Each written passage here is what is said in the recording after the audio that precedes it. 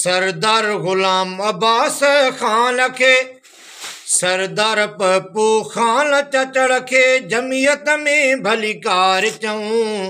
माण्हू प्यारो आदिल वारो, माण्हू प्यारो आदिल वारो, माण्हू प्यारो आदिल वारो, अवामी ख़िदमतगार चऊं। संगत अस्सलाम वालेकुम। तव्हांजो ख़ादिम फ़कीर अहमद अली बालकानी घोसपुर वारो। ख़ुशि रहो, आबाद रहो, देश हुजो चाहे परदेस हुजो।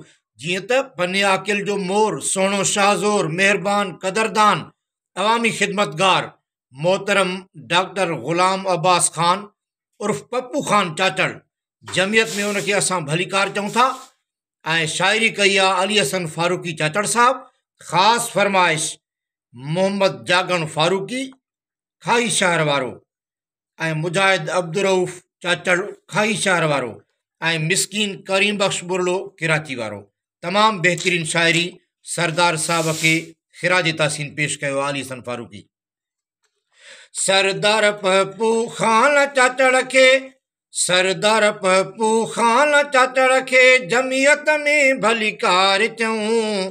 माण्हू प्यारो आदिल वारो, माण्हू प्यारो आदिल वारो, अवामी ख़िदमतगार चऊं। न्याज़ निवड़त वारो वा, प्यार महबत वारो वा, प्यार महबत वारो वा, न्याज़ निवड़त वारो वा, प्यार मोहब्बत वारो वा, सब ते शफ़क़त वारो वा, सुहिणो अदब इज़हार चऊं। माण्हू प्यारो आदिल वारो, अवामी ख़िदमतगार चऊं। माण्हू प्यारो आदिल वारो, अवामी ख़िदमतगार चऊं। सरदार पप्पू खान चाचड़ खे, सरदार पप्पू खान चाचड़ खे दिल सां पया भली कार चऊं। माण्हू प्यारो आदिल वारो, अवामी ख़िदमतगार चऊं। उलमा जी तंखे दिल सां दुआ, उलमा जी तंखे दिल सां दुआ, वक़्त भला रथिया उन जा।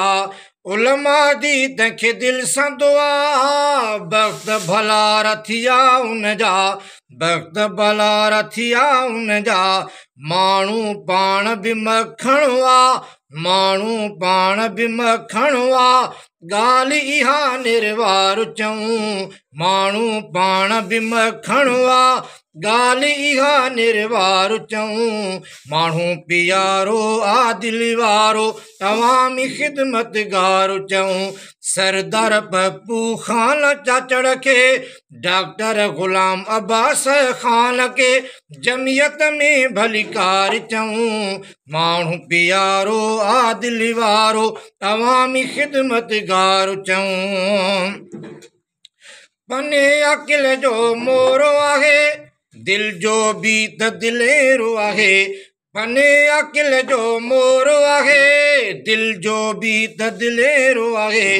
वोट खटण वारो शेरो आहे, वोट खटण में ज़ोरो आहे, वोट खटण में ज़ोरो आहे। अवाम जो तंहिं सां प्यार चऊं। माण्हू प्यारो आदिल वारो, अवामी ख़िदमतगार चऊं। सरदार पप्पू खान चाचड़ खे, सरदार पप्पू खान चाचड़ खे जमियत में भली कार चऊं। सरदार पप्पू खान चाचड़ खे जेयूआई में भली कार चऊं। माण्हू प्यारो आदिल वारो, अवामी ख़िदमतगार चऊं।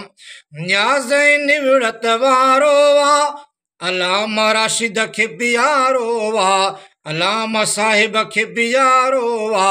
न्याज़ निवड़त वारो वा, राशिद साहब खे प्यारो वा, अलामा राशिद खे प्यारो वा। सब सां शफ़क़त वारो वा, सब सां शफ़क़त वारो वा, सुहिणो अदब इज़हार चऊं। माण्हू प्यारो आदिल वारो, अवामी ख़िदमतगार चऊं। सरदार पप्पू खान चाचड़ खे, सरदार पप्पू खान चाचड़ खे दिल सां पया भली कार चऊं। माण्हू प्यारो आदिल वारो, माण्हू प्यारो आदिल वारो, अवामी ख़िदमतगार चऊं।